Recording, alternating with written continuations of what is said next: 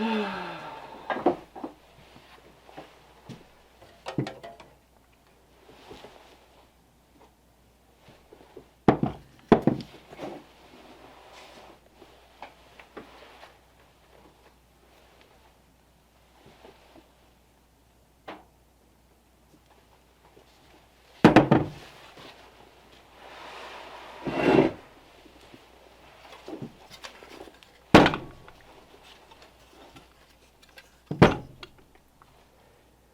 that's not supposed to be there.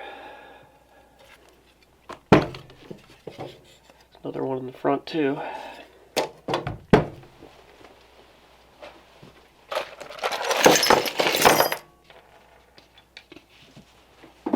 Alright, so here's what I think happened.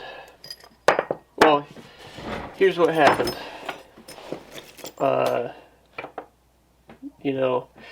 So I was riding the bike, just casually running it out to 7,500 RPM, as you tend to do.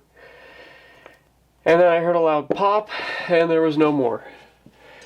And I got the bike home, tore it down, had a look, and it turns out that everything, including this brand new Stage 5 head, you might not be able to see it in the video, but there's some cracking along the edge here. I'm not going to run it.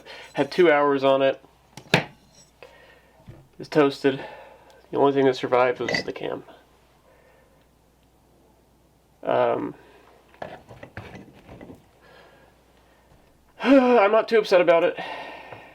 It's the first engine I ever built. Let's go through the parts, because that's fun, right? Here's a piece of hardware that survived. The ARP bolt. Oh, we got some flat spotting right there too. That's interesting. I didn't notice that before. On the threads. Here's the one that failed. Well, here's a piece of it. And then here's the other half. It seems to me that this started backing out. And then it ripped itself out. The rod separated into 3 pieces. And all those parts went on their own separate ways. But my favorite here is the piston. It flew up. It had some contact with the valve, contact with the whole head, and completely tore apart. The wrist pin got ripped out, or something. I wasn't in the engine. I don't know exactly what happened, and I don't know what I'm doing either.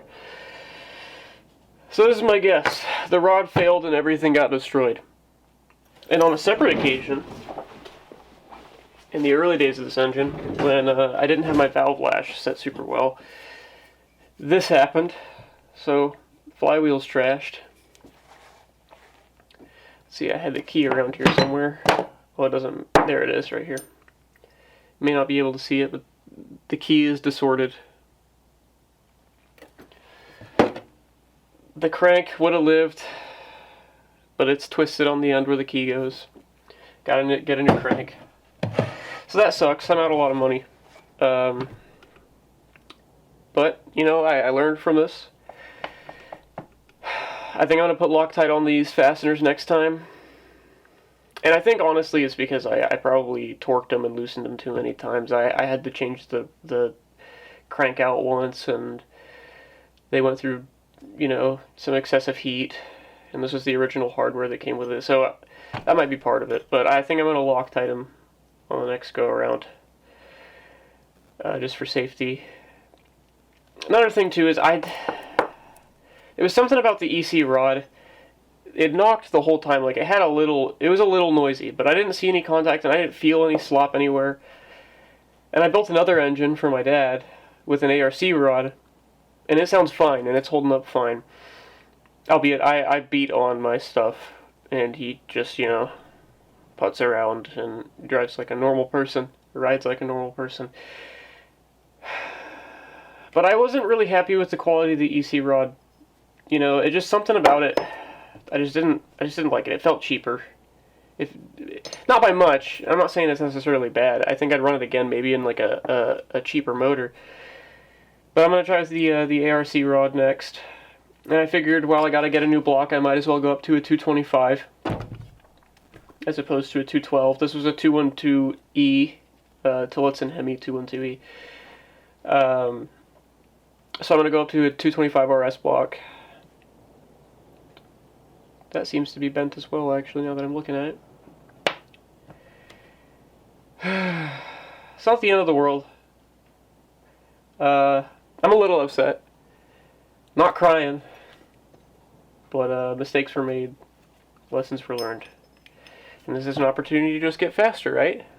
We'll make the engine faster. Make the engine more powerful, I think is a better way to describe it. Oh, the side cover also survived. Billet side cover also survived. It's a little dirty. I'm going to clean it up. Clean this bearing out. Got a couple nicks in it, but it's nothing. And the rockers, luckily, survived. These EC 1.3 to 1 ratio rockers, or the Black Venom, not EC, my bad. I've got some ECs on the shelf, though, that survived. Everything in the head survived. I think even the valves may have survived. But I'm not going to chance it.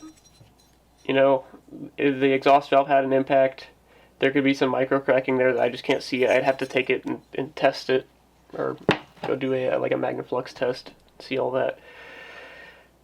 And I could just get a new valve. But I have to get a new head anyways, so that sucks. But yeah, this is just a little update on that bike. I posted a short about it a little bit ago. I meant to record tearing it down, but I was just too eager. I wanted to see how it failed. So maybe I'll do a video on building the next one, and you know, I think that one might hold up a little better.